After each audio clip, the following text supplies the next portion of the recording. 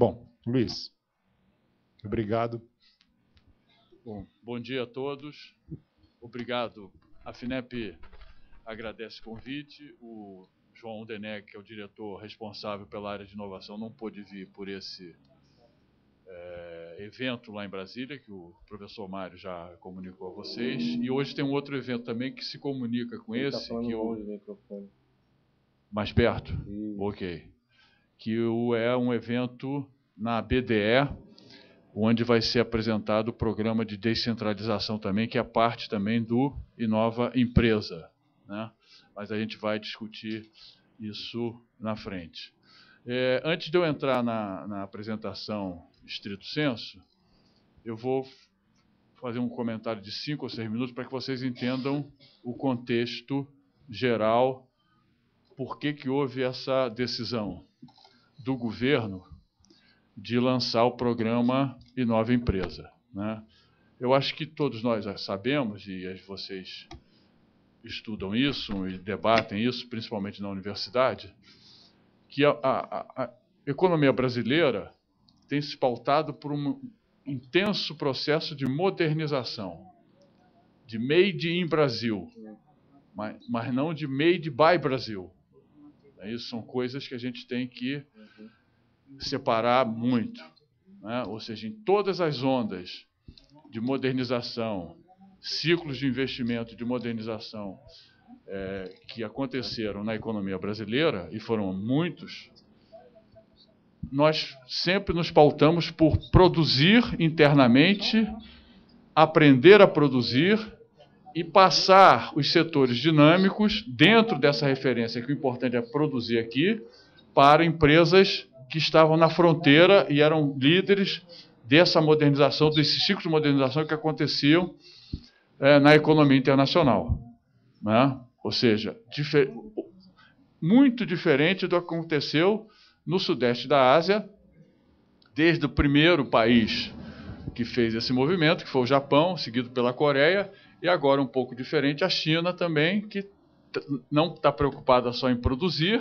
mas está preocupada em absorver a tecnologia, né? Coloca empresas do lado das empresas multinacionais, tem um amplo processo de absorção tecnológica para que ela não seja só uma produtora e vá gradativamente galgando a cadeia de valor agregado nos diversos setores. Então, isso nós não fizemos, a não ser em raros setores que não adianta a gente ficar falando, porque senão a gente já sabe quais são aqueles setores e aquelas empresas que foram construídas no Brasil para fazer isso, não é isso? Algumas nós, no processo que aconteceu a partir dos anos 90, foram privatizadas ou foram compradas por empresas estrangeiras, não é isso? Outras permaneceram. Mas esse núcleo, fundamentalmente esse núcleo tecnológico que foi construído no Brasil, foi um núcleo tecnológico que foi pautado muito pela ou direta intervenção do Estado, construindo essas empresas, que algumas delas passaram para iniciativa privada e outras permaneceram. Mas se não tivesse esse Estado, talvez nós não tivéssemos a construção de algum núcleo tecnológico forte na economia brasileira, né? O exemplo claro é a indústria automobilística, né? A Coreia começou a construir a indústria automobilística nos anos 70, o Brasil já tinha uma indústria automobilística lá desde o governo Juscelino. Quem tem uma indústria automobilística hoje mais moderna, com melhor tecnologia, melhores carros, com melhor inserção internacional, não é isso? Então, um exemplo claro é a questão da indústria automobilística, né? Isso que eu falei, a gente pode até discutir depois, mas não é o objetivo da minha...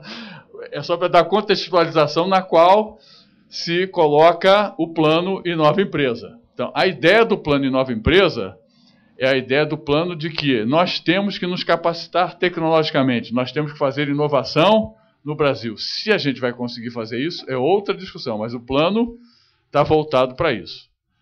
E tem uma outra característica, a coordenação do plano, em função disso, está alocada no Ministério da Ciência, Tecnologia e Inovação. E, fundamentalmente, isso foi uma novidade muito grande. A FINEP, através da sua diretoria, foi a principal articuladora das ações que estão aqui no plano. Então, isso foi uma mudança grande, né? Que mostra essa preocupação. né? Pelo menos as boas intenções estão presentes. A gente tem agora que transformar essas boas intenções em medidas efetivas que garantam nesses próximos 2 anos, 2013 e 2014, que é o horizonte do plano, que garantam que a gente vai conseguir começar esse processo de passar de uma economia de modernização, começar a construir uma economia, né, mais voltada para a inovação. Ok? Então, essa é a ideia geral. A noção de que nós temos que melhorar a produtividade, a diferenciação dos produtos, a competitividade da economia brasileira, ampliando o patamar de investimentos, melhorando o apoio para os projetos de risco tecnológico, fortalecimento das relações entre empresas, instituições de pesquisa, institutos de pesquisa e setor público, e a definição de áreas estratégicas, né? Vocês também sabem, aí, a política de ciência, tecnologia e inovação no Brasil tem tido uma fragmentação muito grande, dada a sua, como foi formada institucionalmente, principalmente depois da reforma, que, com a criação dos fundos setoriais dentro do FNDCT. O FNDCT, até 1999, ele era um fundo de uso geral, ele não tinha setores com dotação específica através de alíquotas parafiscais, né? Com a questão da fiscal, a crise fiscal, tal, você teve uma reforma no FNDCT que passou a ser setorializado através dos fundos setoriais. Só que esses fundos setoriais têm uma alíquota chamada parafiscal, que vai para o Tesouro, mas para a alocação desses recursos, você tem em cada fundo setorial um comitê assessor. Então, todos os projetos têm que passar por esse comitê assessor, e aí vem uma discussão sobre a alocação desses recursos, que é complicada, né? Então, essa definição de áreas estratégicas permite que você tenha já a possibilidade não só da definição estratégica, mas de concentrar recursos e fazer a integração dos instrumentos que hoje existem para apoio a essa área. Então, a ideia é fomentar planos de inovação, principalmente nas empresas, para puxar para o lado da inovação, descentralização do crédito, da subvenção econômica para médias e pequenas empresas. Evidentemente, a FINEP não pode receber lá na sede dela, no Rio de Janeiro, projetos, principalmente de pequenas e médias empresas, que estão distribuídas no Brasil todo. Isso é inadmissível. E o custo disso é altíssimo. Então, começou o credenciamento de agentes financeiros, regionais, locais, estaduais, para que possam desenvolver esse programa. E também na área de subvenção e de projetos cooperativos, não reembolsáveis, com as fundações de amparo ou secretaria, onde não tem secretarias de ciência estaduais, tá? A ideia é que você articule um novo modelo de fomento à inovação, forme esse novo modelo baseado na articulação de programas de diversas instituições públicas. Esse é outro problema do Estado brasileiro, que cada um, parece a seleção brasileira de futebol, né? Cada um atualmente joga para um lado em vez de jogar como o Barcelona, né? Cada um é bom, mas cada um joga sozinho, né? Então, a ideia aqui é fazer essa articulação, né? Tentar ter uma articulação e uma coordenação das diversas instituições. Uso coordenado dos instrumentos de crédito, subvenção, renda variável e não reembolsável. Ter uma gestão integrada, né, para todas as modalidades de participação do programa. Em princípio, essa coordenação está no Ministério da Ciência, Tecnologia e Inovação. E tentar reduzir prazos e simplificar o processo administrativo. Você vê que o programa é ambicioso, não é isso? Principalmente esse último item, o Celso já esteve lá na FINEP, sabe que redução de prazos e reforma administrativa, né, Celso? Tem que acreditar.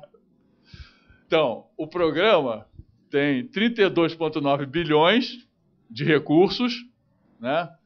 28,5 bilhões de investimento direto, com crédito 20,9, subvenção 1,2, aqueles projetos cooperativos não reembolsáveis, né, para a universidade, pesquisa inteira, via editais, 4,2, e renda variável, que são investimento direto nas empresas e ou através de fundos de venture capital 2,2 bi. Né?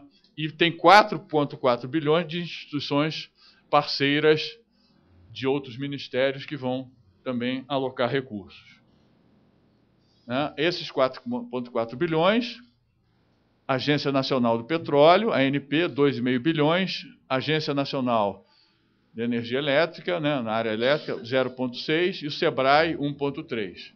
Ainda tem a Anatel, que está se predispondo a colocar 3,54, mas a Anatel tem uma regulamentação diferente, porque o Funtel é um fundo diferente dos outros fundos. Então, está previsto também esses recursos da Anatel.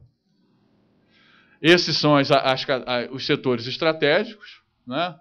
Agropecuária, 3 bilhões, energia, 5,7, petróleo e gás, 4,1, saúde, 3,6, aeroespacial e defesa, 2,9, TICs, 2,1, sustentabilidade socioambiental, 2,1. Então, os 23,5 bilhões. Né? Você vai criar algumas ações transversais. Essas ações transversais são aquelas ações para romper a barreira dos fundos setoriais, né? Para engenharia de produto e processo, descentralização para micro e pequena empresa e infraestrutura para inovação com recursos de 5 bilhões. Também você vai ter PSI Inovação de 0,5 bilhão, PSI Pro Engenharia de 0,5 bilhão. Né? São programas específicos voltados para essas áreas, né? Que foi detectada a necessidade de fortalecer em muito a área de engenharia no Brasil. Né? Fala.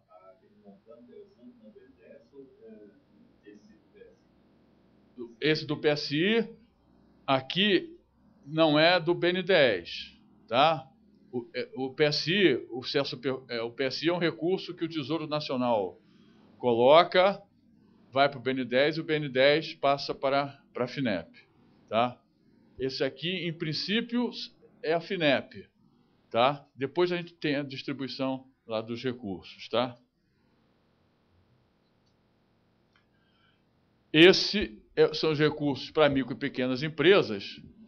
Tecnova, descentralização de subvenção econômica. Vai ser com as fundações de amparo à pesquisa ou secretarias de Estado. Né? O InovaCred é o crédito, vai ser feito com os agentes de fomento estaduais. Criatec 2 e 3 é BN10, aqui é BN10, direto, 220 milhões. E esse aqui é SEBRAE. Extensionismo é o SEBRAE. Tá? Esse é voltado diretamente para micro e pequena empresa, que vai ser destinado para cada estado, né, através dos programas estaduais.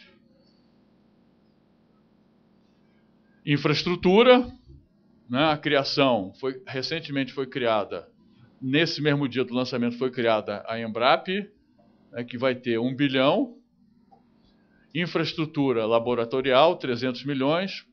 Plano Brasil Maior, Pronatec, 470 milhões. Programa Nacional de Parques Tecnológicos e Incubadoras de Empresas, 100 milhões. Fundo Tecnológico para apoio de projetos tecnológicos em associação com empresas, 250 milhões. Formação de recursos humanos, 100 milhões. Né? São os recursos para infraestrutura de inovação. Né? Esse é o comitê gestor do programa.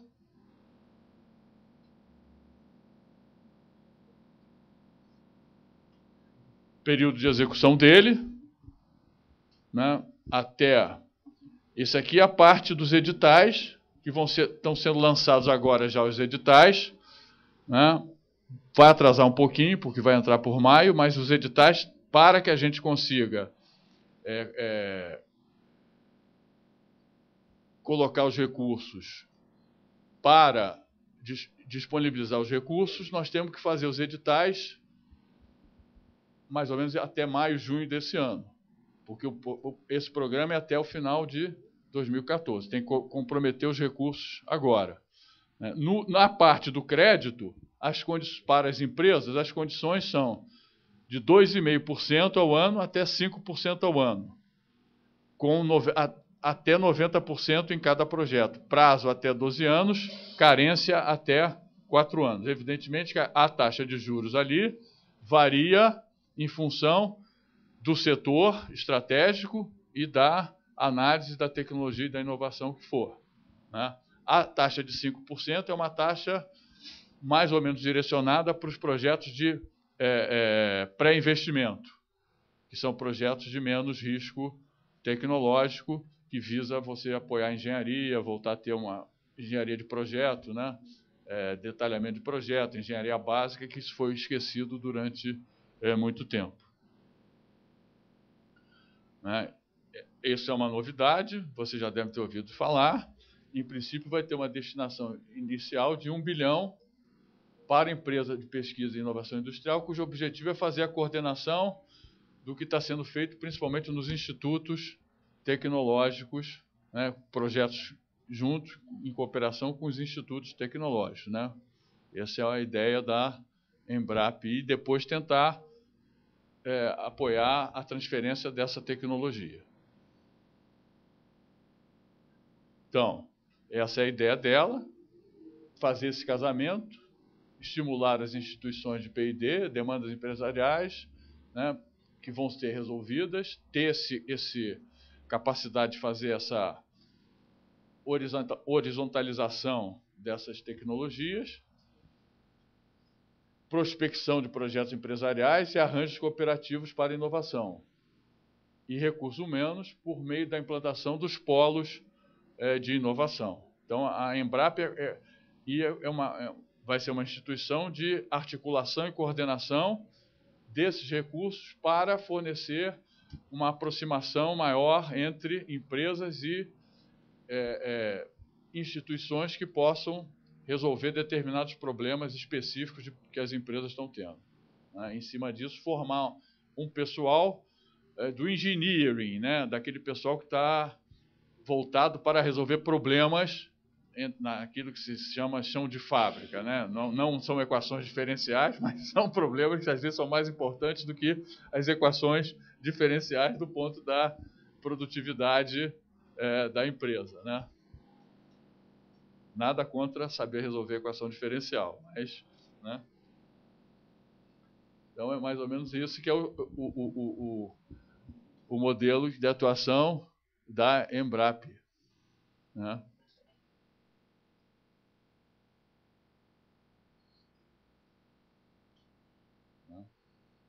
Com esses encadeamentos, articulação tanto com a Confederação Nacional da Indústria quanto para o MEC, com uma parte de serviços técnicos e tecnológicos, fase pré-competitiva. Então, ela vai ser a tentativa de montar uma empresa que possa fazer toda essa articulação. Essas são as instituições parceiras. Né? Desses recursos, essas instituições parceiras são aquelas que participaram em alguma fase da discussão do programa. Daqueles recursos todos lá, dos 32,9 bilhões, mais ou menos a FINEP está participando ou articulando 60% desses recursos, o BN10, 40%. Né? Fundamentalmente, o BN10 está entrando com instrumento no qual a FINEP ainda não está usando, mas que tende principalmente a usar até o final do ano, que é a parte de investimento direto nas empresas. Né? Além disso, a ideia central é que todas aquelas áreas... Deixa eu voltar lá.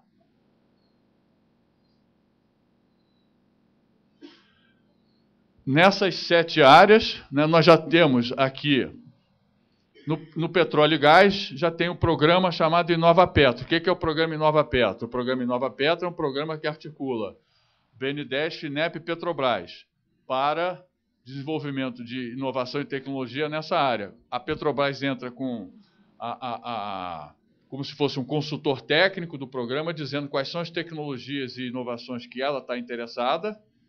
Em cima disso é feito um edital para a subvenção, e essa subvenção, na maioria dos casos, pode estar acoplada a um crédito ou um investimento da FINEP e do BNDES. Nós já temos também o país, que funciona aí na área de energia renovável, né, que foi o primeiro programa feito. Ele tem um desenho um pouquinho diferente, mas foi o primeiro programa feito também, cooperação FINEP, BNDES, e vão ser lançados programas em todas as outras áreas. Está sendo lançado hoje, como o professor Mário falou, na área de saúde, vai ser lançado na área espacial e defesa, já tem o Inova Energia, que já foi lançado, já tem um Inova Meio Ambiente, que foi lançado lá na Rio+20, no Rio de Janeiro, né? E agora nós vamos ter que pensar na cadeia agropecuária, TICs e na questão socioambiental que está em discussão. Essas áreas são áreas mais complicadas, né? Não tem mecanismos de... como a Petrobras, na área de petróleo é relativamente mais fácil fazer um programa, porque a Petrobras mais ou menos sabe, né, a demanda, a tecnologia, né? Em áreas mais fragmentadas desse ponto de vista, isso fica mais difícil. Mas, de qualquer maneira, a gente está tentando, é um trabalho grande de articulação, né? Esses programas todos, a ideia central, inclusive aqui, é aproveitar nas áreas em que aquele decreto está vigindo, o decreto de Buy Brazilian, né, o 25% de desconto para empresas nacionais, e facilidade na questão de como você vai escolher as empresas que vão participar das encomendas, né? A ideia é que você possa ter alguma coisa nesses programas que seja acoplada à oferta com a demanda, né? Esse é um ponto importante, que depois tem que discutir. Um dos problemas que nós temos no Brasil é exatamente a Lei 866, a famosa lei de licitação. Se nós não mexermos nessa questão, é praticamente impossível que você tenha Buy Brazilian Act, né? Ou seja, o sistema de poder de compra do Estado funcionando de uma maneira eficiente. Porque essa lei de licitação foi feita, supostamente, entre aspas, com o objetivo de ampliar a concorrência, a competição, e reduzir custo através de preço. Isso é a pior coisa que pode acontecer. Não estou discutindo se é bom para obra, para equipamento, isso é outra discussão, mas nesta área, isto é um desastre. Exatamente porque não é o preço que vige nessa área, né? Então, essa é uma questão que tem que ser discutida, tem que ser debatida, e, se for o caso, ter uma nova legislação, né, uma mudança institucional na modo como se olha a área de ciência, tecnologia e inovação.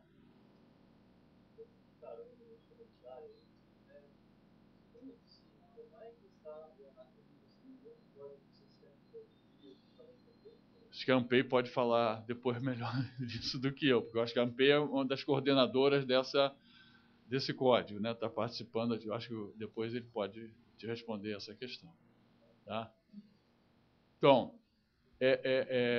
a ideia toda do programa é que você tenha a possibilidade de ter o setor público atuando de forma coordenada, integrada, recursos, todos esses recursos são recursos equalizados, né? Ou seja, aquele é o custo para a empresa, prazo de 12 anos, articulação FINEP, BNDES com os ministérios específicos de cada área, né?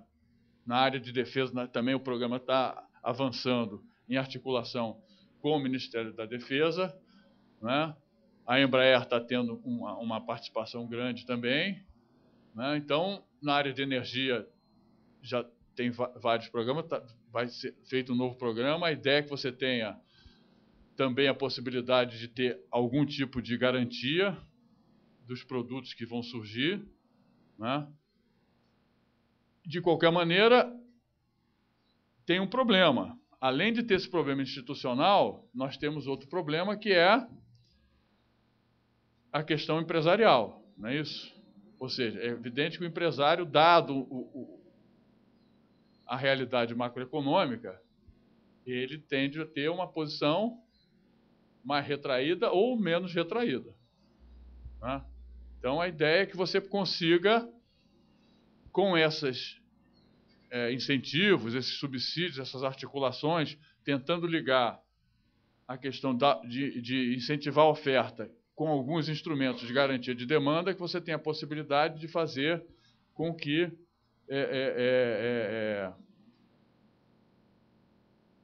as empresas brasileiras passem a deixar de ser simplesmente modernizadoras para serem um pouco mais inovadoras, né? De novo, é difícil, né? Na minha área da FINEP de atuação, eu agora estou em outra área, mas eu estava até um mês atrás na área que tinha lá tinha a coordenação do Inovapetro. Mesmo que você chegue para algumas grandes empresas que já estão na área de petróleo e diga, olha, nós temos que entrar em áreas de maior capacidade de aumentar a densidade tecnológica, né, melhorar a tecnologia, ele chega e diz, olha, mas quem é que é o meu adversário? Schlumberger? Então, é complicado. É a General Electric? Então, é complicado. Então, de novo, se a gente não aproveitar a oportunidade agora, eu estou dando o exemplo do pré-sal, da mesma forma que eu dei do exemplo da indústria automobilística, não é isso? A questão do pré-sal de furar o poço não é a questão que gera valor agregado. A questão que gera valor agregado no pré-sal são os sistemas de serviços tecnológicos de engenharia que fazem com que você possa furar o poço. E nós temos muito poucas empresas nessas áreas que formam os serviços de engenharia que fazem ao redor do poço, né? Então, se a gente furar o poço, vai acontecer a mesma coisa que aconteceu com cacau, com café, né? E assim por diante, né? Nós vamos fazer, e está acontecendo com a soja. No caso da soja, ainda é mais grave, porque tem uma legislação que foi aprovada na época lá do Plano Real, que o Brasil precisava exportar grão, da Lei Candir, que é regressiva do ponto de vista do valor agregado. Só o Brasil consegue fazer isso. Quem produz in natura paga menos imposto do que se você entrar na cadeia produtiva. Então, isso está na lei, né? Então, essas coisas todas também impactam do ponto de vista de como os nossos empresários, não adianta botar culpa, os nossos empresários são até bons empresários. Vai botar um japonês na nossa institucionalidade de incerteza, provavelmente ele não sei como é que ele vai conseguir resolver, não é isso? Mas nós temos todas essas incertezas, tanto do ponto de vista institucional quanto macroeconômico, que impactam na questão do investimento. Então, a ideia do plano é exatamente tentar minorar essas incertezas e garantir uma estabilidade de recursos e de maior certeza para que as empresas possam entrar em áreas de maior risco e a gente conseguir melhorar a questão das atividades de maior valor agregado, né, entrar em outras áreas de maior intensidade e densidade tecnológica. Obrigado. Obrigado, Luiz. No final a gente faz um debate, porque com a restrição da filmagem, então é difícil fazer um debate agora, o microfone tem que ir até vocês, etc. Então vamos passar direto para o Kalmanovic, presidente da ANPEI e diretor de inovação da Odebrecht Agroindustrial. Obrigado pela presença. Você não vai usar, eu vou desativar aqui. Vou deixar o institucional aqui da Poli. Eu vou ficar...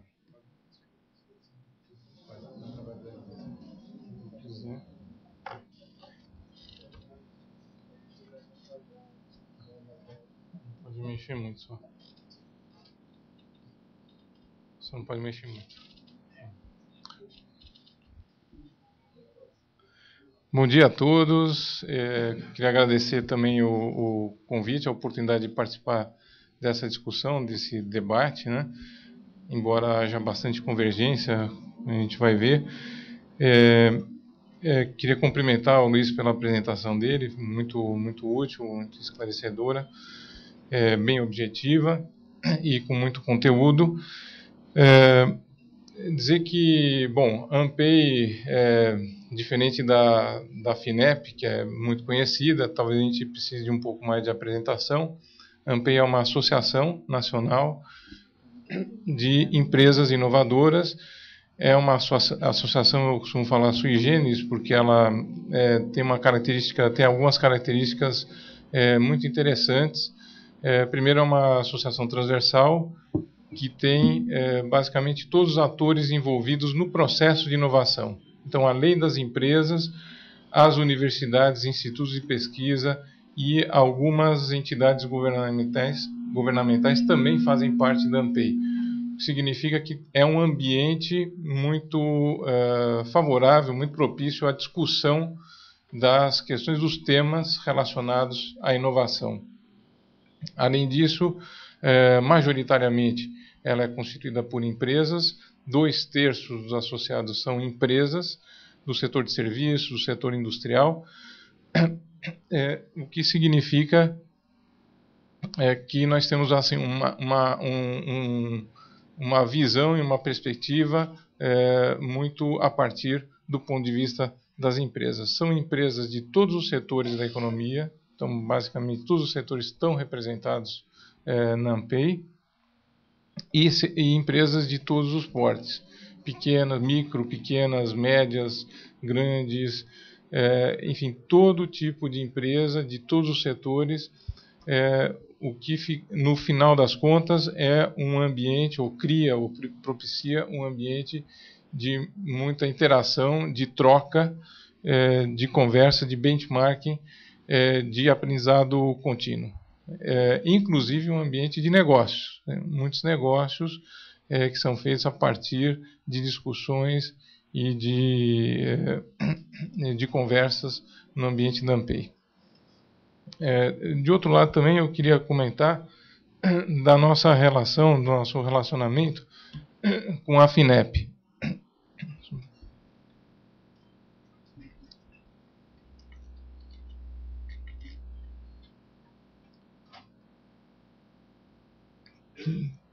Muitas dessas empresas são clientes e clientes importantes da FINEP, mas além disso a ANPEI também mantém um canal aberto, constante, contínuo, com a FINEP. Temos um grupo de trabalho permanente, FINEP-ANPEI, que discute justamente a implementação, a concepção, a estratégia e a implementação desses instrumentos todos.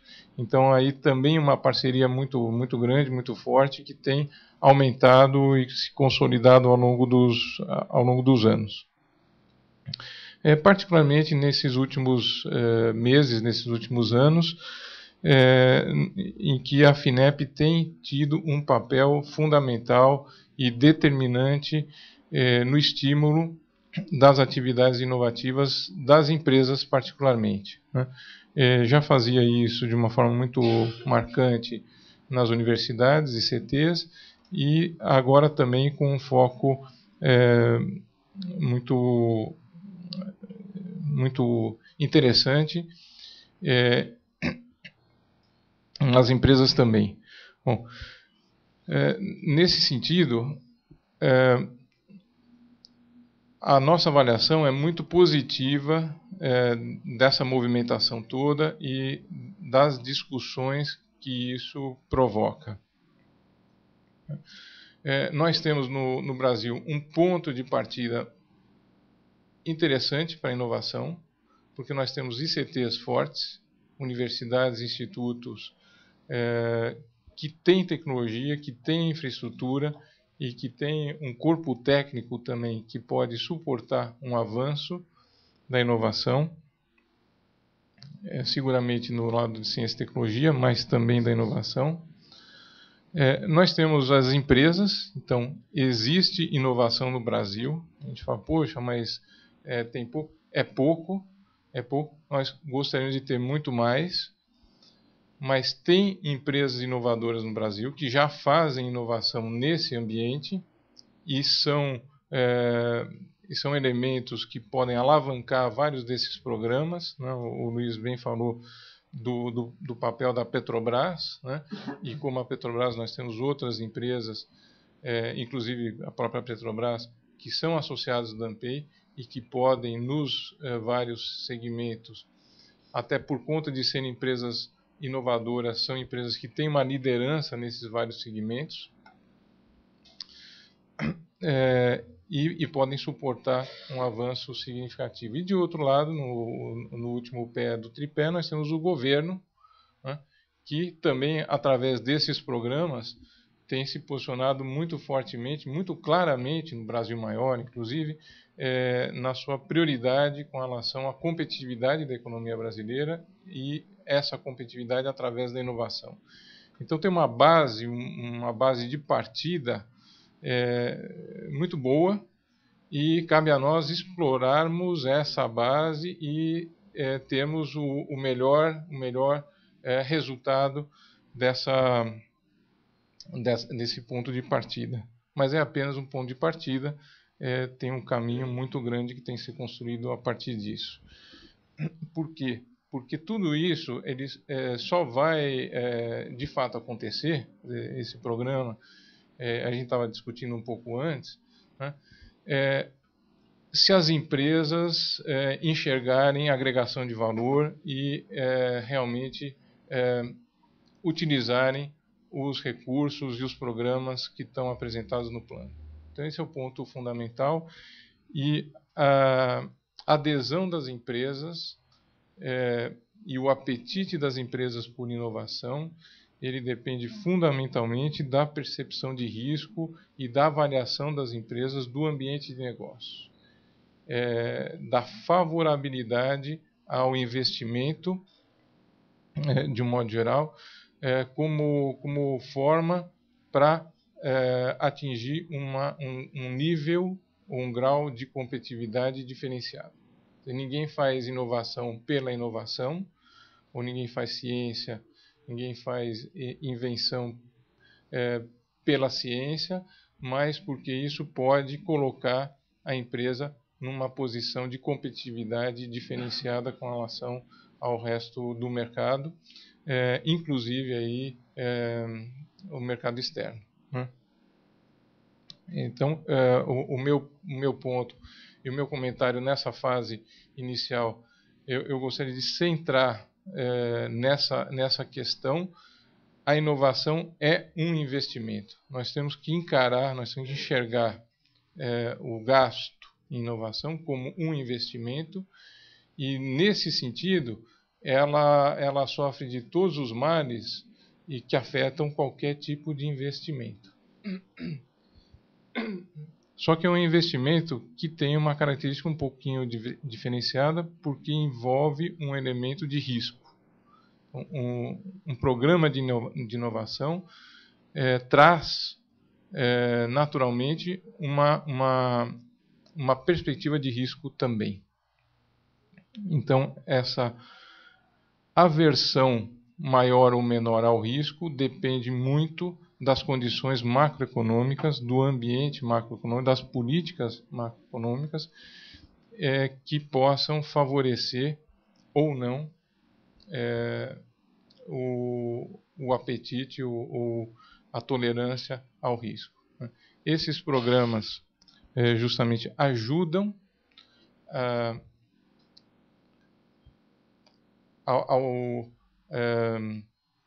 e favorecem, vamos dizer, programas de maior risco, de aceitação ou a escolha de apostar em programas mais ousados, mas não é só isso. Então, tem que acompanhar também um ambiente que favoreça as empresas a assumirem maiores riscos. Nesse sentido, o custo Brasil impacta terrivelmente. Então a gente fala desse custo Brasil, mas desde aspectos da tributários, da carga tributária ou da burocracia na questão tributária, até o custo do capital, enfim, a questão dos custos de modo geral, né? Energia, matéria-prima, questão trabalhista. Então, hoje nós não somos competitivos, eu falo isso é uma questão polêmica, mas eu reforço muito, nós não somos competitivos para fazer inovação. Inclusive, os custos de fazer inovação no Brasil são altos comparativamente com o que se faz em outros países. Nós não podemos mais comparar o Brasil com o Brasil. O Brasil tem evoluído, esses instrumentos são muito favoráveis e úteis nesse sentido, mas ainda não é suficiente, é pouco. Nós queremos mais empresas inovadoras, nós queremos mais competitividade na economia brasileira e, para isso, nós precisamos avançar. Nós precisamos de instrumentos mais ousados, porque sem isso nós não vamos poder mitigar alguns dos efeitos do próprio ambiente econômico que a gente vive. Então, nós estamos vivendo uma diminuição da participação da indústria de transformação na economia, no PIB, especificamente. A indústria de transformação alavanca muitas ou a maioria dessas iniciativas de P&D e atividades inovativas. Mais de 3/4 dessas atividades estão relacionadas à indústria de transformação, e a perda de espaço das indústrias tem um impacto no investimento de inovação no Brasil, e das empresas em particular também, né, por conta disso. Bom, esse é o meu ponto, o ponto principal que eu gostaria de centralizar a discussão e fazer um complemento ao que foi apresentado ao Luiz. Eu acho que os instrumentos têm que ser pensados para cada vez mais aportar ou encorajar o P&D e a inovação nas empresas, não só nos institutos e na academia de modo geral, não só, mas também nas empresas. E nós temos uma referência de outros países que estão caminhando muito mais rapidamente do que o Brasil nessa direção.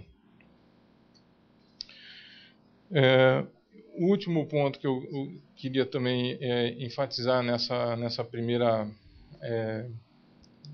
nesse primeiro momento é com relação à propriedade intelectual. Então, a propriedade intelectual faz parte do ambiente e pode estimular algumas iniciativas das empresas, particularmente em inovação, e aí também nós estamos caminhando e tem uma evolução enorme do INPI nos últimos anos, enorme mesmo. A gente percebe o esforço que o INPI está fazendo nesse sentido, e mais do que o esforço, os resultados que eles estão obtendo. Então, na questão do backlog, nós caminhamos, ainda é pouco. Então, quando a gente fala uma série de limitações, são essas as limitações. Embora haja avanços, a gente tem que reconhecer esses avanços, a gente tem que reconhecer também que eles ainda são insuficientes para colocar o Brasil numa posição mais destacada em inovação. Ainda dentro desse aspecto da propriedade intelectual, além do backlog das patentes, que é uma coisa conhecida e todo mundo fala, tem a questão da biodiversidade brasileira, o acesso e a proteção de tecnologias relacionadas à biodiversidade, que aí o avanço é praticamente nulo, né, porque a gente ainda está com todos os problemas relacionados a esse acesso à biodiversidade. E os contratos de transferência de tecnologia, que é um assunto já também há bastante tempo nós temos discutido isso, com o INPI inclusive. Nós temos que mudar a forma de tratar esses acordos de transferência de tecnologia.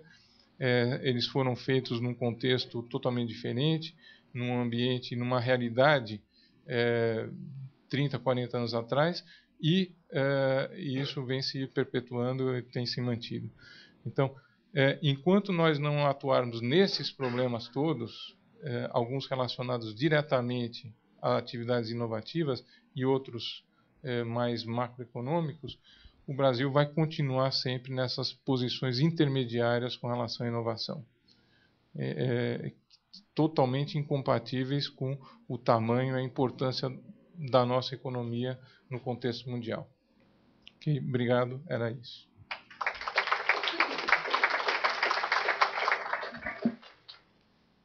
Obrigado, Carlos. Acho que a gente podia sentar aqui nessa, não exatamente uma mesa, mas hoje eu aderi à modernidade, ao invés de papel trouxe um micro para escrever, mas é muito pior. Não tem onde colocar, ele escorrega, cai, daqui a pouco a bateria acaba. Bom, gente, então agora está aberto, tem uma condição, precisa falar no microfone. Tá? Então, o Rafael, ele leva o microfone até quem for falar e, por favor, se identifique, tá? Para que o pessoal que não está no auditório consiga saber quem é, porque aí a câmera não pega, tá? Bom dia, meu nome é Regis Assal, eu sou da Alage, Open Innovation Service.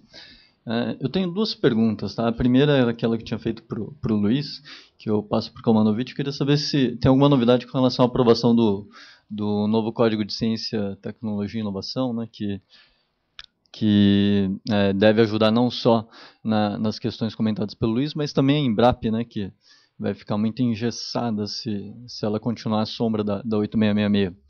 E a segunda pergunta é para o Luiz, com relação ao Tecnova.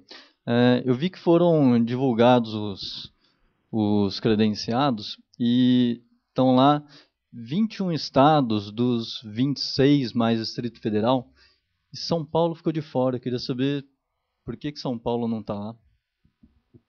Mais algum? Vamos fazer um pacote de 2, 3, a gente trabalha no atacado. Eu tenho uma lista aqui. Tem aqui os dois aqui. Aqui lá.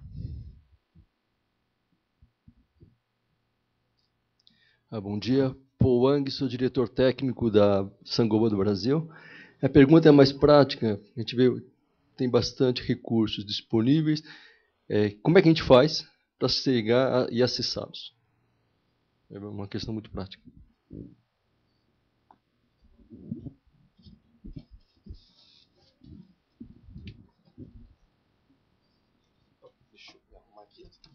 Olá, eu sou Pedro Lins, da Tamoios Tecnologia. A Embrap, a ideia dela é fazer esse link entre a indústria e os institutos de ciência. Existem alguns modelos disso no mundo, por exemplo, o DPI na Holanda, que faz só o link da indústria de polímero com os institutos. Eu queria saber qual o tamanho da Embrap para atender a todos os setores, com qual modelo está se usando para montá-la. Bom, vamos... senão a gente sobrecarrega aqui. Vamos pegar essas três? Quem se habilita?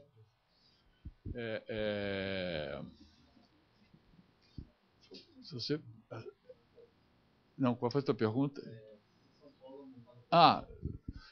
O credenciamento não é obrigatório. Quer dizer, na verdade, para o Tecnova é a FAPESP que teria que se credenciar, né? Não sei. Mas a ideia é que todos se credenciem. Aí é uma questão, não sei como é que está a questão. É melhor você perguntar para a FAPESP, não sei. Então, nesse caso. A Embrap, na verdade, a ideia é que ela seja uma empresa enxuta. Ela não é um instituto de pesquisa. Ela vai usar os institutos de pesquisa. Então, é um modelo um pouquinho diferente dos outros setores. Ou seja, o IPT, né, ela vai se ter uma relação com o IPT. Então, vai usar a expertise do IPT naquilo que for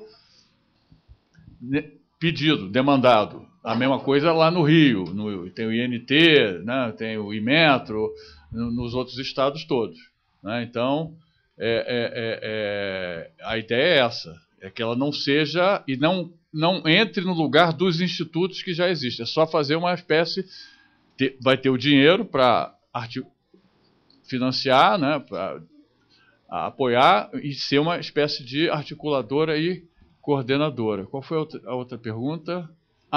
Você entra no site da FINEP, tem lá os instrumentos, o modelo, você vai ter que preencher um formulário de consulta prévia, vai ser avaliado, depois, se for aprovado, enquadrada, você vai ter uma solicitação de financiamento. Isso vai mudar, é aquilo que eu falei.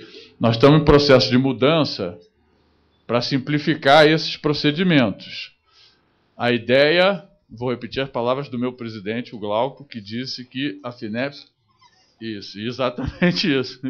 A ideia é que a partir de julho, a FINEP coloque o financiamento para a empresa em 30 dias.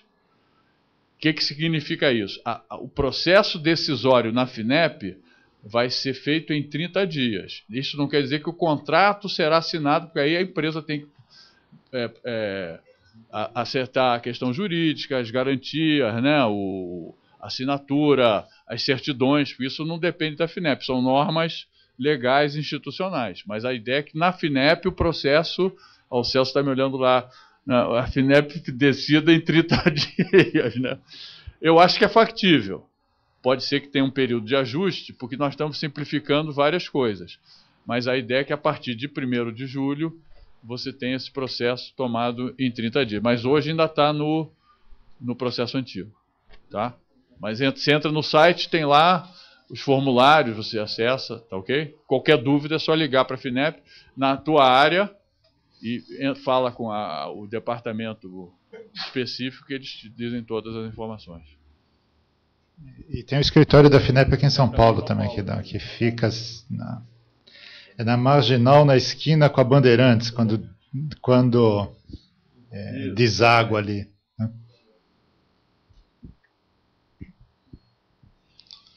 Começando pelo código, eu acho que essa iniciativa do código foi muito oportuna, porque estava já no momento de aportar uma reflexão nova na legislação. A legislação, no final das contas, amarra e segura uma série de instrumentos e iniciativas que poderiam ser muito interessantes para estimular mais ainda a inovação nas empresas. A ANPEI participou realmente do processo de reflexão, trazendo um pouco a agenda das empresas, ou a perspectiva do lado das empresas, do que deveria ser incluído nesse código, e ele essas posições consolidadas após a discussão com os outros parceiros todos, CONSET, CONFAB, SBPC, enfim, todos os outros parceiros envolvidos, CNI participou, MEI, CNI, participaram ativamente desse processo de reflexão, foi encaminhado para a consolidação do MCTI e que já encaminhou para o Congresso e está tramitando na comissão. Acho que foi constituída essa comissão, já tem o presidente da comissão, que é o deputado Cibá Machado. Então está tramitando no Congresso, está tramitando, até onde eu sei, já começou a tramitação do substitutivo no Congresso. Ele foi encaminhado através do MCTI. O ponto é o seguinte, vai tramitar, e isso leva um tempo. Agora, existe uma grande convergência de alguns pontos importantíssimos, pontos críticos, financiamento da inovação nas empresas, a questão da pilotagem, o Vale da Morte, tudo isso daí, mesmo até com relação à biodiversidade. Quer dizer, esses pontos não precisariam esperar a tramitação, tem uma grande convergência em torno desses pontos,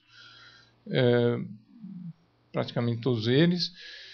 Esses pontos poderiam ser acelerados. Quer dizer, essa é a nossa demanda hoje, que independentemente da tramitação do código, que alguns pontos que foram indicados no código, que foram discutidos, já sejam implementados na legislação atual. Então, essa é a nossa, hoje, onde está a discussão. Né? A gente aproveite toda a discussão que nós tivemos em torno do código para incorporar já imediatamente na legislação, né? Que for possível. Com relação à utilização dos recursos, eu também tinha um comentário. Vamos dizer assim, dizendo claramente, a FINEP não está preparada para esse volume de recursos, né? Não está preparada para... ninguém estaria, nenhuma agência, eu acho que o BNDES também não, eu acho que é um marco.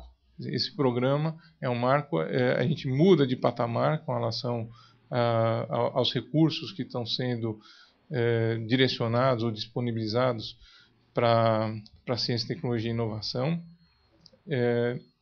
E nesse sentido, então, as agências vão precisar de um período de adequação. Quer dizer, esse é um bom problema. Nós temos um bom problema, mas o bom problema tem que ser resolvido também, né? Quer dizer, não adianta, é um bom problema, então vamos ficar com ele. Não, é um problema, tem que ser melhor do que um mau problema, mas tem que ter uma solução, e a gente tem notado,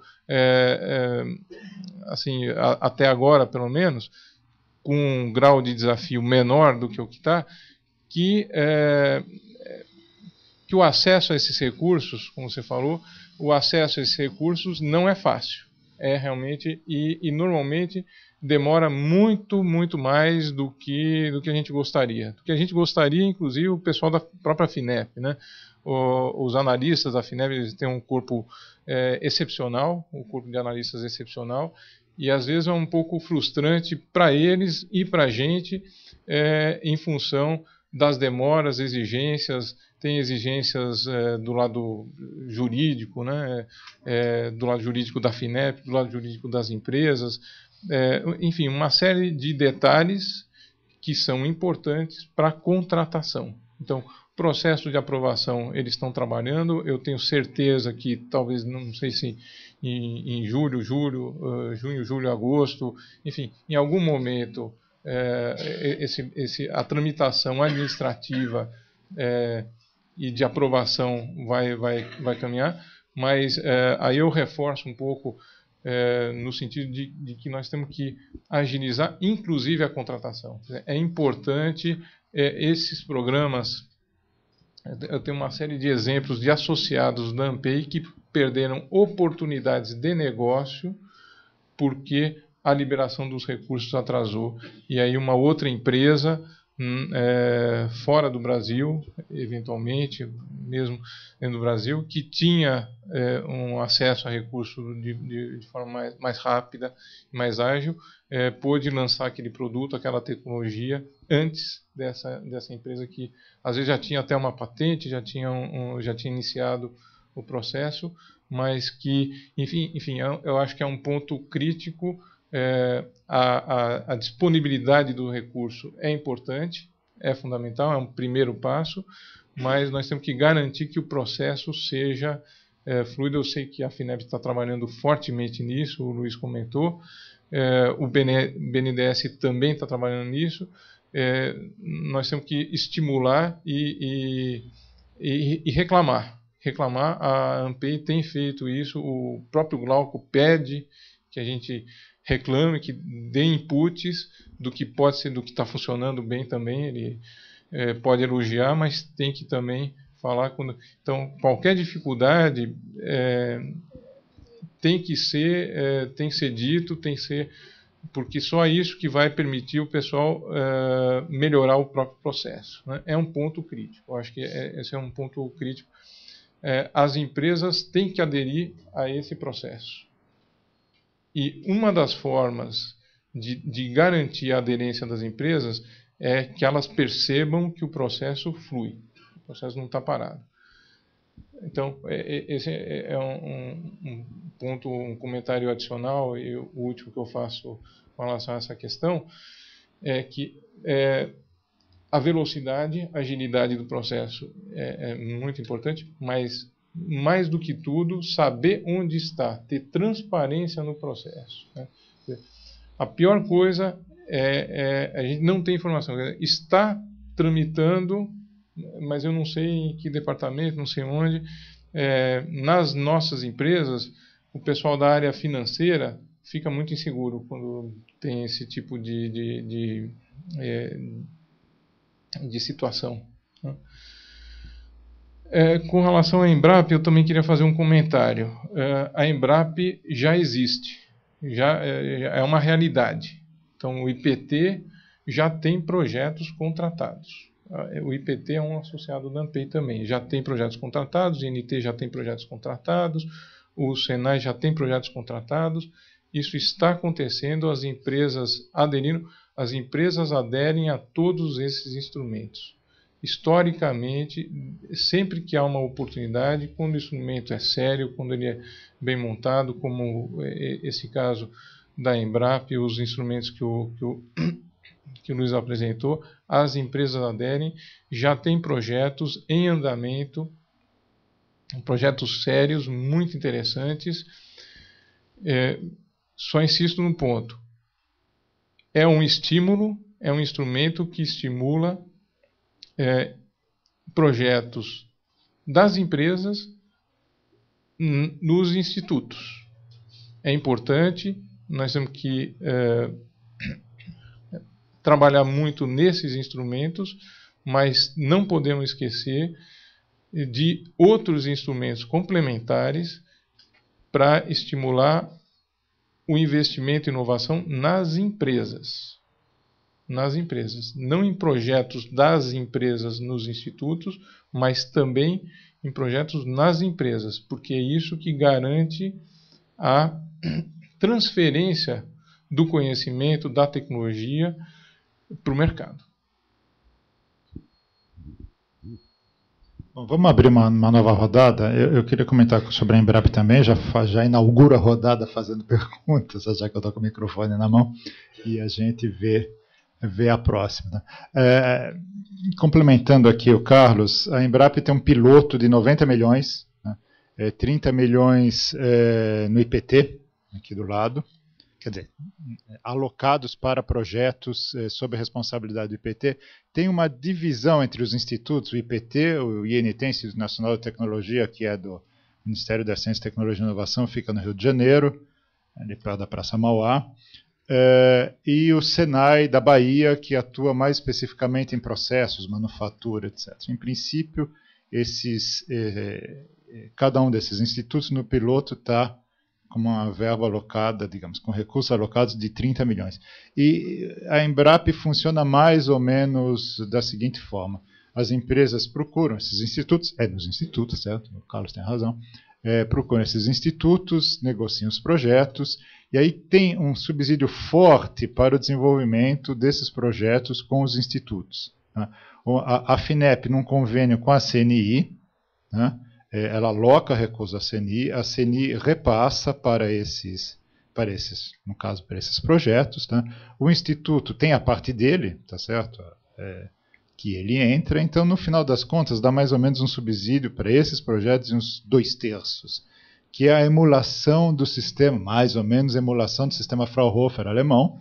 Tá? A indústria alemã não é a indústria alemã só por causa que eles falam alemão, certo? Além da história, eles têm uma série de apoios, entre outros, uma rede enorme de institutos Fraunhofer, no qual as empresas vão lá, tem uma classificação por porte de empresa, etc., tipo de projeto, e para um projeto de desenvolvimento de produto, que envolve, inclusive, mais do que está se fazendo agora, engenharia, como o Luiz falou, uma empresa pode ter subsídio de até 2/3 no seu desenvolvimento, que cá entre nós não é pouca coisa. Tá? Agora, ainda a Embrapa, a constituição da OS, acho que ainda não foi feita, tem em vias, mas o mecanismo já está em teste, e aparentemente está funcionando.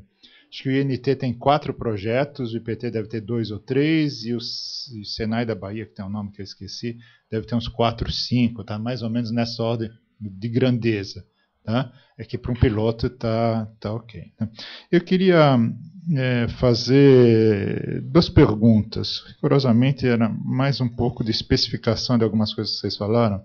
O Carlos falou de uma forma de tratar os acordos de transferência de tecnologia. Eu queria que você especificasse o problema, porque ficou claro, acho que só para os entendidos. Eu que sou semi-entendido, eu não sei exatamente qual é o problema. Tá? Então, para especificar isso, tá? E também sobre os custos de fazer inovação no Brasil. Quais são os componentes importantes do custo de fazer inovação no Brasil que são altos? Onde pega? Tá?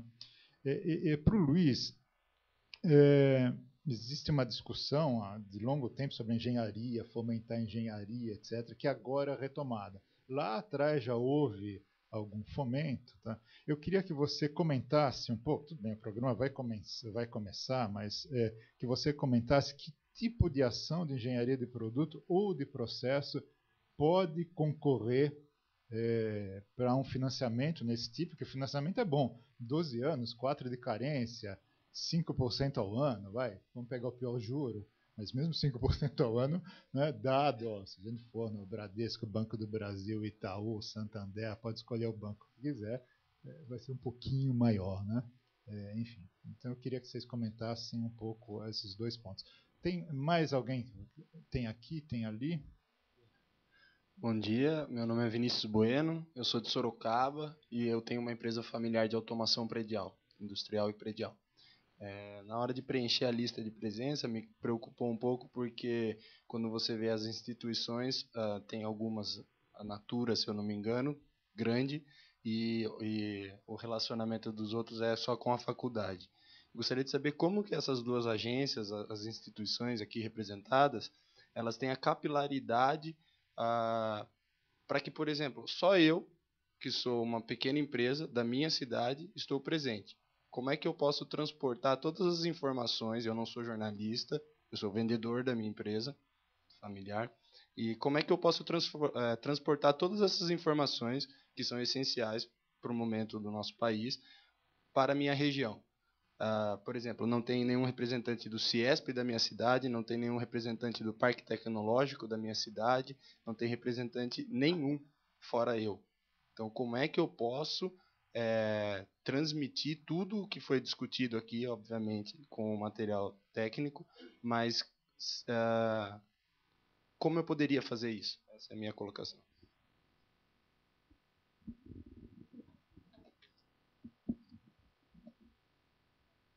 Bom dia, eu sou o Cauê, eu estou aqui do meu lado do Lucas e o Cássio, nós estamos montando uma empresa de base tecnológica e agora nós estamos indo atrás de recursos.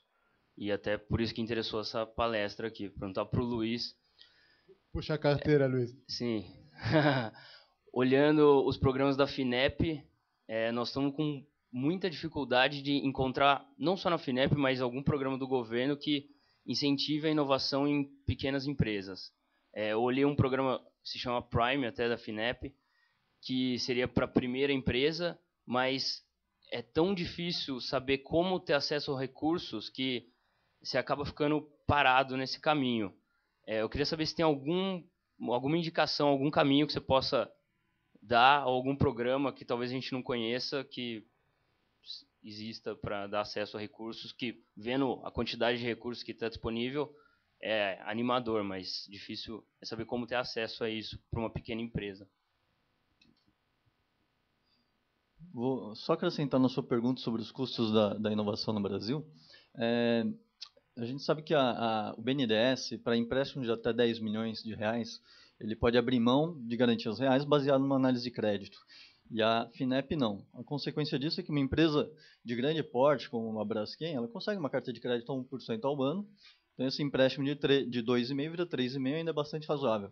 Agora, uma empresa de pequeno e médio porte, ela vai conseguir essa carta de crédito por pelo menos 4% ao ano. Quer dizer, todo o esforço da FINEP de baixar os juros, ele acaba tendo um custo dobrado para pequenas e médias. Então, eu queria saber se existe alguma limitação para a FINEP, que o BNDES não tem, ou se vocês têm intenção de também eliminar garantias para empréstimos de até 10 milhões, porque isso tem um grande impacto para pequenas e médias. Eu me perdi, tinha gente aqui, é o Celso, aqui na frente. Eu acho que, em princípio, a gente encerra essa rodada, não sei se tem mais alguém.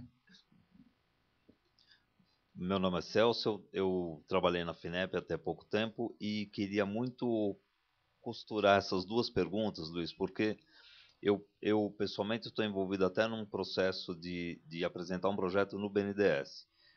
E tenho tido contato com startups. Há um universo muito grande de pessoas querendo empreender, com projetos que poderiam, num sentido distinto, trazer emprego, renda, gerar mais tecnologia, porque são pessoas que estão se jogando no mundo da inovação.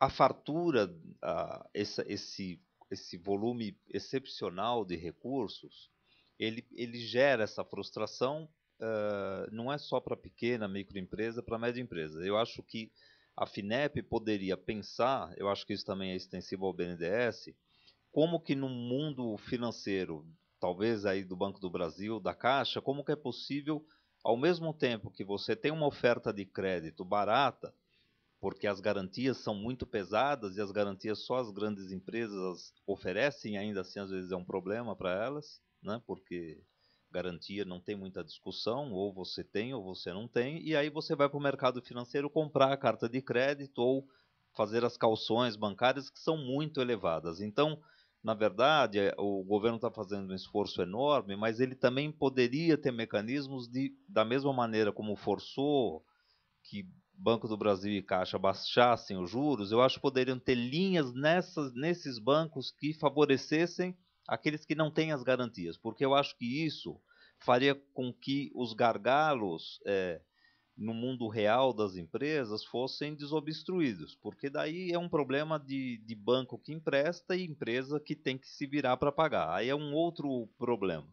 O que é frustrante é ir lá apresentar um enorme projeto, ter uma enorme receptividade das agências, ou do BNDES, ou da FINEP, ou do SEBRAE, ou da FAPE, enfim, onde quer que você tenha recursos, e aí ao final você acaba não viabilizando e perde um projeto, perde o time, perde uma inteligência e perde uma espécie de um posicionamento estratégico da empresa que é essencial, eu acho, para fazer uso do recurso da inovação. Bom, vamos passar aqui, mas antes eu queria pegar a palavra do Sorocaba. Eu tenho família em Sorocaba, tem uma padaria lá. Aliás, é boa a padaria, vai lá. Padaria Real, acho, se não me engano. Pode ir lá, é boa coxinha, famosa. Mas nós estamos, o nosso público aqui nós estamos na universidade, certo? Então é normal que o público maior seja universitário. Mas a gente chama quem quiser vir, por exemplo, a Fiesp está no nosso mailing. Então. Agora, o que eu sugeriria mais especificamente é que, por exemplo, o Ciesp lá em Sorocaba, se você tem contato, ele podia entrar em contato com a FINEP ou com o BNDES, eles podem fazer uma apresentação local. Eu já vi isso acontecer em outros lugares. No caso, eu vi acontecer no interior do Ceará, mas enfim. Então, acho que isso é uma questão de as entidades locais se articularem para fazer algo em Sorocaba, ou onde quiser. Acho que dá para acontecer. Tá? Aqui no caso, especificamente, normalmente tem mais universitários porque estamos na universidade. Né? Mas a gente tem um mailing grande. No nosso mailing tem tudo que você imagina e mais um pouco, certo? Tem empresa, tem pesquisador, tem imprensa, tem empresa banco, tem empresa indústria, tem de tudo, e que circulam um pouco ao redor desses debates, mas normalmente eles participam mais pela internet, tá, do que pessoalmente. Tem problema de deslocamento, etc. Tá? Mas acho que essa era a sua dica.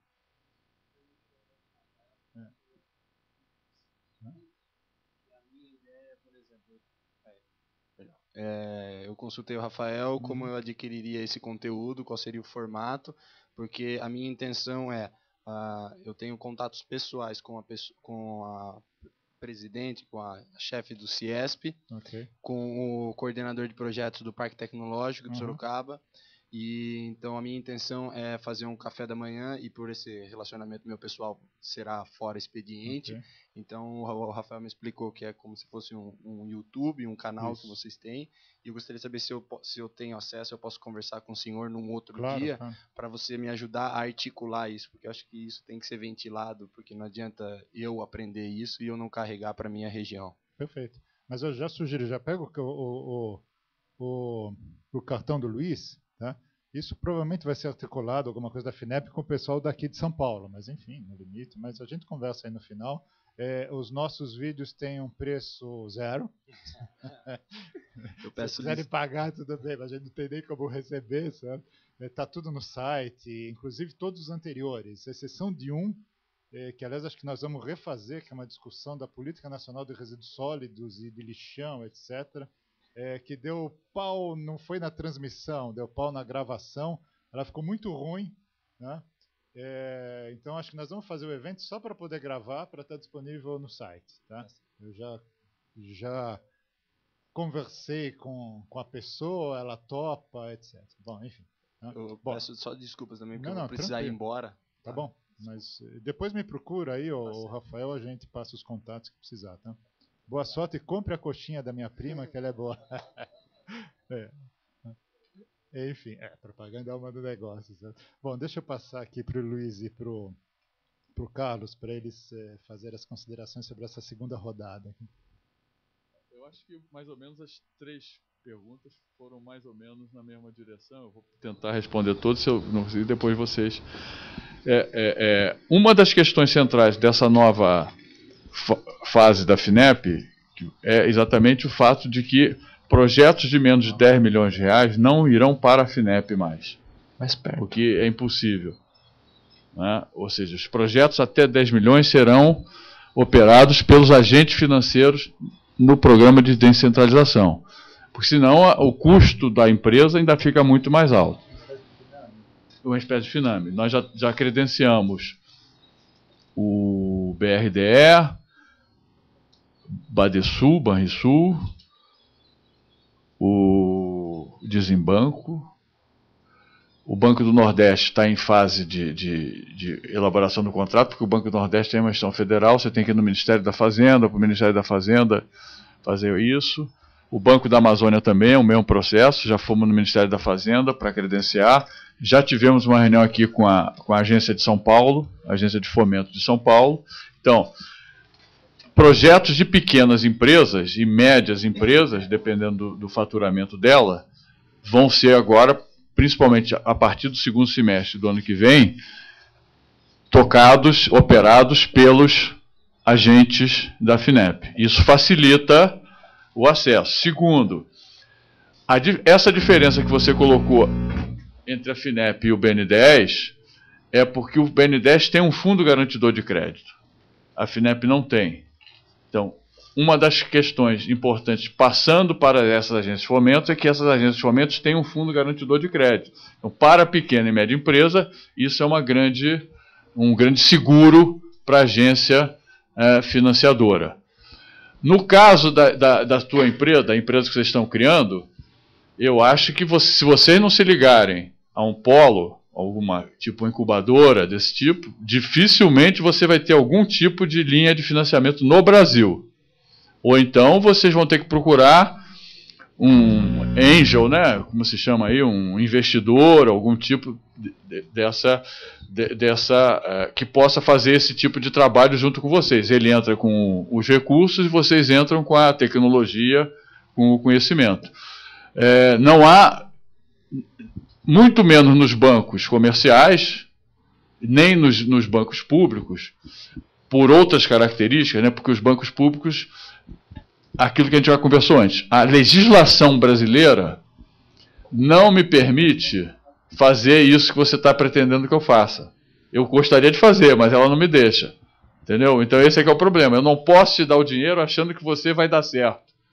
Para eu te dar o dinheiro, você tem que ter uma institucionalidade que você não tem ainda porque você está começando. Então você cria um cul-de-sac, fica numa armadilha. Você fica numa armadilha. A FINEP tem apoiado alguns polos de parques tecnológicos que eles estão, com algum recurso, tentando preencher esse vazio. Mas ou você acha aí no mercado financeiro, tem aí esses investidores anjo, tem agora um tipo também de várias pessoas dão dinheiro, né? Foi uma espécie, não chama de fundo, mas é uma espécie de um outro financiamento de cooperação. Isso, crowdfinance, é isso aí, né? Mas esse é um dos problemas no Brasil, né? Realmente tem isso. O que a gente está tentando fazer na FINEP para diminuir o prazo, que é realmente grande? É fazer um banco de dados, ou seja, ter um cadastro das empresas que vai facilitar, de novo, para ter cadastro tem que ter empresa, e aí volta a mesma questão que você colocou antes, né? Mas é ter um cadastro. Desse cadastro eu acesso os bancos de dados financeiros, tem uma posição inicial da empresa, ela já sai desse cadastro inicial com um limite de crédito dada essa análise financeira, e eu vou analisar a inovação em cima de um banco de dados que eu estou pegando da Pintec, que mais ou menos me dá os padrões pelos quais eu posso direcionar a análise, inovação de produto, inovação de processo para investimento. Então, é isso que a gente está tentando fazer, quer dizer, automatizar ao máximo possível e deixar que o analista da FINEP o trabalho dele seja mais inteligente, não seja um trabalho de ficar coletando dado, preenchendo dado, tal. Então, isso é uma questão da agilização. Do ponto de vista da engenharia, o que a FINEP pretende fazer, que o Brasil perdeu lá nos anos 80, quando assinou no governo Collor os tratados internacionais dizendo que estava aberto o mercado de engenharia e que todos os financiamentos internacionais você teria que abrir a licitação para as engenharias nacionais em igualdade de condições com as engenharias estrangeiras. Aí danou-se, né? Porque a economia de escala, o financiamento, tudo que eles têm, aí as nossas engenharias foram embora. Como eu estava numa situação de depressão, o Estado não estava investindo, o grande contratante de projetos de engenharia, na verdade, são as obras públicas, né? Os investimentos nessa área, todo o setor de engenharia, que foi como a FINEP começou. A FINEP começou em 1967 com uma empresa de financiamento ao pré-investimento, por isso que o nome dela é Financiadora de Estudos e Projetos. Financiava exatamente a consultoria diretamente, dando capital de giro para as empresas de consultoria de engenharia e dando o AUSC, que na verdade você financiava a empresa que estava contratando uma empresa de engenharia para fazer o projeto, o detalhamento do projeto, a engenharia básica, todas as funções de engenharia. Então nós estamos tentando voltar a fazer isso para viabilizar a empresa de engenharia. Então, eu deixei algum ponto de lado. O Celso mais ou menos respondi. Se tem alguma... Não sei, se eu não tiver respondido, depois vocês me lembrem que aí eu respondo. Tá?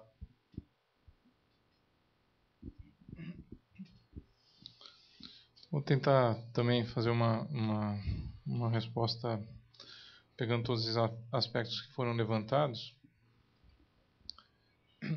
Então, vamos dizer, eu achei a pergunta da pessoa que foi embora muito interessante, porque ele já deu a resposta também. Quer dizer, ele já vai fazer a difusão, já vai fazer essa permeabilidade, essa capilaridade que ele estava mencionando. E achei muito bom também o vídeo ser de graça, né? Não tem custo nenhum. Porque senão eu ia pedir a minha parte também do vídeo, que seguramente iria aumentar o custo da inovação no Brasil, né? E aí eu pego essa carona para responder. Não respondo. Na CNI. Mas a questão do custo. A questão do custo, inclusive o Regis, quando ele pegou o microfone, eu falei, ele vai responder. Ele vai responder na minha frente, mas deixou para mim. Por que o custo é alto no Brasil para o P&D? Né? Quer dizer, é específico e é um assunto muito vasto, muito amplo. Né? O fato é que eu tive envolvido em algumas situações de comparar estruturas de P&D no Brasil e estruturas de P&D fora do Brasil, às vezes, inclusive, numa situação de decisão de investimento. Né? Inovação, de novo, é um investimento. Então, precisa de capital físico e precisa de capital humano. Então, nessa parte do capital humano, nós temos uma desvantagem. Então, a gente precisa entender, contextualizar, para poder atuar, inclusive, nessa desvantagem. A produtividade é baixa. Então, tem a mão de obra, então, sem querer entrar no detalhe e tal, mas são dados, isso é uma informação muito concreta e nós temos visto isso nos processos de internacionalização de algumas empresas da ANPEI, inclusive. Os custos, e sem falar da infraestrutura toda. Você pega um equipamento, por exemplo, um robô, um pilotinho de ensaios. Né? O equipamento no Brasil, colocado no Brasil, operado no Brasil, ele é 50%, às vezes 100% mais caro do que o mesmo equipamento operado em São Francisco, por exemplo. Peça de reposição, manutenção, o preço do equipamento em si, o investimento, as taxas de importação. Nós tivemos recentemente uma mobilização no Congresso, inclusive para uma votação que reduzia, ou em alguns casos até eliminava a taxa de importação para alguns equipamentos para P&D. Agora, de novo, nas universidades, nas ICTs. Então, o mesmo equipamento na empresa, ele é taxado normalmente. Até por estamos tentando mudar essa parte da legislação, obviamente, mas o que faz com que, no final das contas, o custo de fazer o P&D no Brasil é maior do que fazer em outros países, em alguns outros países, principalmente Estados Unidos, mas mesmo na Europa. Mesmo na Europa acaba sendo ou comparável ou mais alto fazer esse P&D no Brasil. A questão das garantias, quer dizer, isso o Celso, quando estava na FINEP, foi uma das pessoas que mais trabalhou para esse grupo FINEP-ANPEI, né? E uma das questões que a gente discutia bastante era a questão das garantias. Por que não incluir ativos intangíveis, o resultado do próprio investimento em inovação, as patentes, os ativos intangíveis também poderiam fazer parte dessas garantias. Né?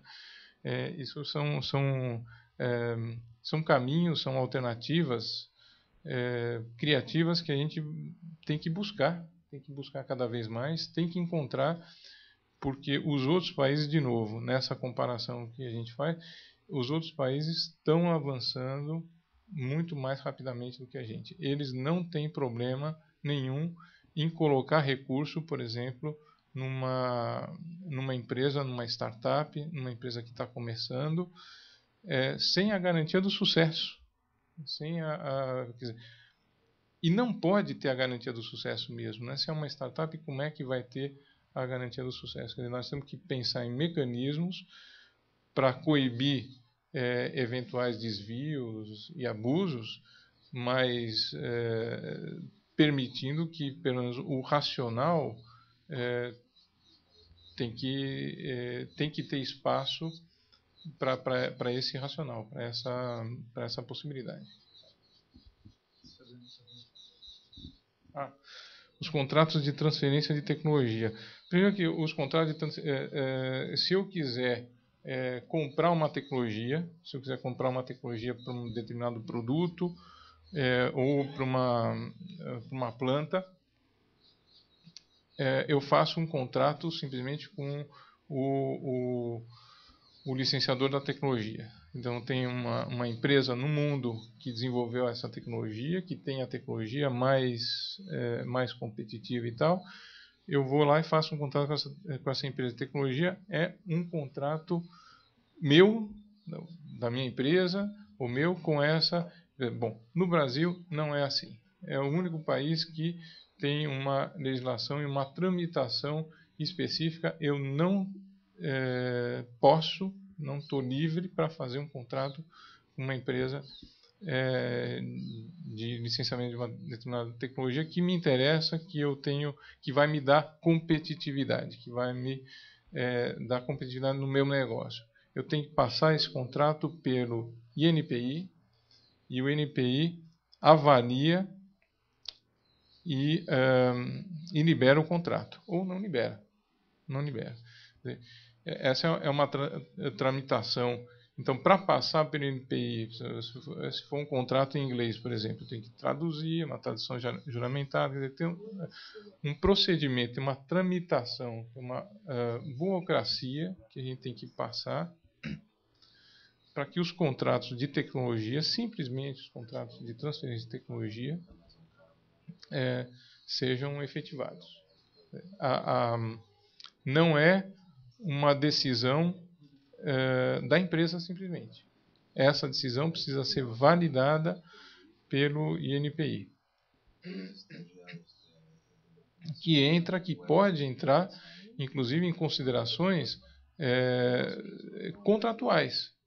O valor, a condição de pagamento, isso sem falar de outras limitações na transferência de tecnologia realmente. Quer dizer, essas tecnologias não podem ser licenciadas, elas têm que ser transferidas.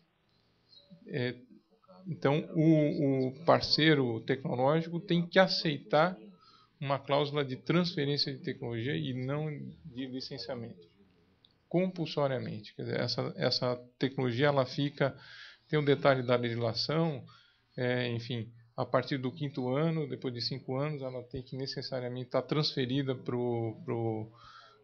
a empresa no Brasil, o que significa uma restrição muito grande para algumas empresas de tecnologia, e por conta disso alguns contratos não são realizados, ou não são realizados com a última tecnologia.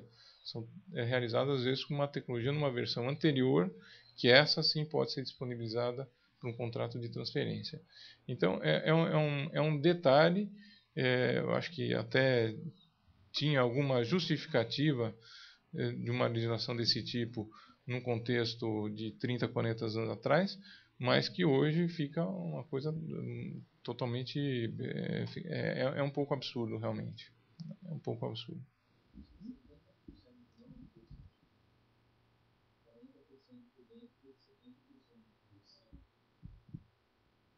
Então, é um ponto que o Regis está lembrando também. E isso, aproveitando também a carona, isso compõe o tal do custo Brasil, né? Ok, gente. Fechamos por aqui. Perfeito. Então eu queria agradecer a presença de todos, perguntar para os nossos palestrantes se tem alguma restrição sobre deixar o vídeo. Aí a gente precisa assinar a seção de direitos de imagem. Tem alguns programas. Você já constituiu a empresa? Tem um CNPJ? Tá.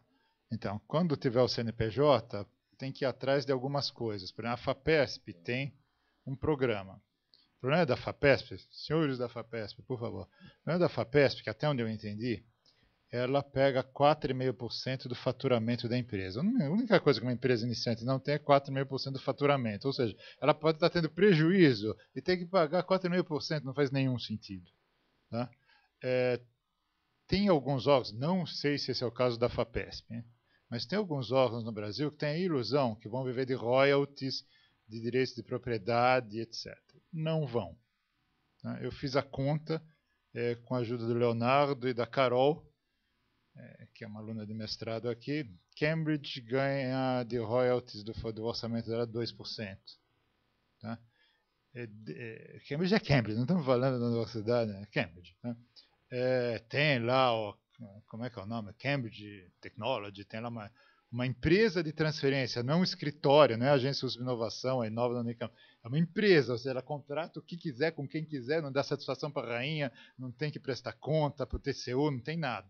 Tá? 2%. Né, do orçamento vem, e dentro desses 2% ainda tem contratos de consultoria que estão misturados lá, que pela cláusula, pela linha que tem lá no site não dá para ver direito. O MIT que vive de tecnologia, Cambridge tem latim, tem umas coisas esquisitas que normalmente não dá royalty, mas o MIT em princípio 4%. Só que dentro desses 4% tem vários contratos, não de royalty, contrato que vai lá uma empresa e quer uma consultoria, está tudo misturado lá dentro. Tá?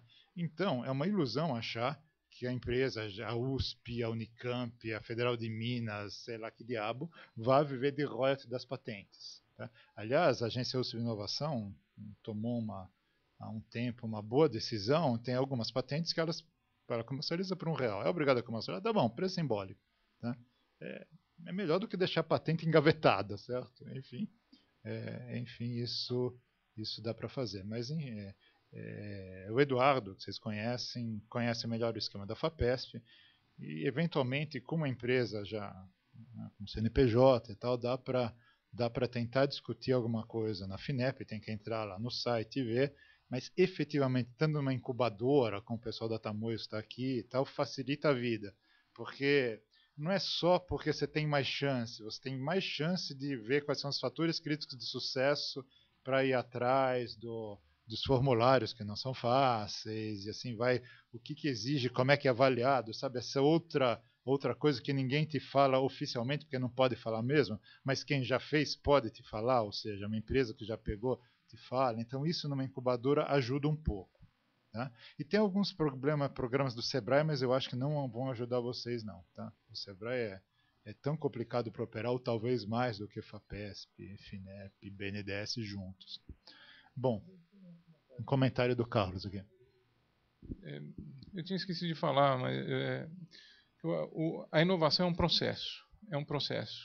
Né? Então, tem várias etapas até chegar na captura e no retorno para as empresas, para a sociedade. Os instrumentos têm que ser pensados para o processo todo. Então, não adianta, não é suficiente. Não, eu tenho um instrumento que vai dar conta do P&D, de laboratório, e aí está garantido o sucesso da inovação. Não está. Tem que pensar até o momento da comercialização. Quer dizer, a empresa, no momento que ela nasce, toda a trajetória, o piloto, a colocação no mercado, que é um aspecto crítico, um produto novo que entra no mercado. Quer dizer, e essa perspectiva nós temos que insistir para que as agências levem em conta. A FAPESP claramente não considera o processo todo, é uma parte só do processo. A FINEP já tem um espectro bem mais amplo, mas nós temos que sempre reforçar esse conceito. Os instrumentos são necessários para apoiar o processo como um todo, até a colocação do produto ou da empresa no mercado. É um ponto que eu queria reforçar. Perfeito. Então, gostaria de agradecer a presença de todos, ao pessoal remoto, virtual também. Convidar todo mundo para o dia... Pois é, tivemos problemas e tal, mas vamos deixar o vídeo. O link do CCE caiu. Né? O dia 15 de abril, nós vamos ter um outro evento, o tema é diferente, é sobre trabalho decente. Tá? Nós vamos discutir os indicadores de trabalho decente, não vai discutir o que é trabalho decente, nós vamos discutir os indicadores de trabalho decente no Brasil, em geral, mas quem vem fazer essa discussão é o Ribeiro, da OIT, ele trabalha no escritório da Organização Internacional do Trabalho em Brasília. Tá? Isso está no bojo, fazer uma propaganda interna, está no bojo de um projeto que o Observatório está desenvolvendo com a BDI, sobre indicadores de competitividade de nações. Né? A BDI faz parte de um Fórum Global de Conselhos de Competitividade, que é uma associação dos conselhos de competitividade de N países, tem uns 40 associados, tá? Que todo mundo reclama dos indicadores, dos rankings de competitividade de nações que são publicados do Fórum Econômico Mundial e de outros. Eles são muito ruins mesmo, mas isso é uma discussão mais metodológica que a gente faz depois. Sai no jornal, mas eles não avaliam quase nada metodologicamente, são bastante fracos. Né? Não adianta reclamar, tem que fazer um outro. Né? Então, o Conselho de Competitividade coreano fez um, tá? Que avança, mas ele é muito complicado, ele é muito difícil de rodar, e tem vários dos problemas que esses indicadores tradicionais têm, mas pelo menos ele tem alguma base estatística. Ele fala, tal variável pesa tanto no índice, tal variável pesa outro tanto, porque a história nos mostra isso, que já é uma grande coisa frente aos outros que deixam tudo igual. É como se o tempo de abertura de empresa fosse igual à taxa de juros, e assim vai. Pode até ser igual, só que você precisa mostrar que é igual. Certo? Enfim, nós estamos trabalhando com o Conselho de Competitividade americano, fazendo um piloto, tá? E estamos discutindo no fórum a possibilidade ou não de integrar alguns indicadores de trabalho decente. E o projeto não é ter um indicador que ranqueia. A Tanzânia é o 21º, o Brasil é o 22º. Não é isso. É ter uma matriz, tá? De um conjunto de indicadores que olhe mais para frente do que para trás. Ou seja, também ter a taxa de incremento do indicador e não só o indicador. Tá? E pegar alguns indicadores assim meio que não estão consolidados, mais ligados ao que se acredita que vai ajudar no crescimento no futuro. Uma matriz possibilita isso, tá? E cada um se compara com quem quiser, com o indicador que quiser. Tá? Então é mais um instrumento de gestão interna de países, etc., do que um instrumento de ranquear se a Poli é a primeira, a UITA é o segundo, ou o UITA é o primeiro, esse tipo de coisa. Tá? Enfim, então essa discussão está no bojo desse projeto, tá? Já tem nos vídeos aí que vocês conseguem acessar no site do departamento alguns outros eventos relativos a esse projeto dos indicadores, ok? Bom, muito obrigado a presença de todos, depois a gente pode conversar um pouquinho aí sobre a abertura de empresa, são os nossos alunos, certo? Que também tem espírito empreendedor, né? E até o próximo evento. Obrigado.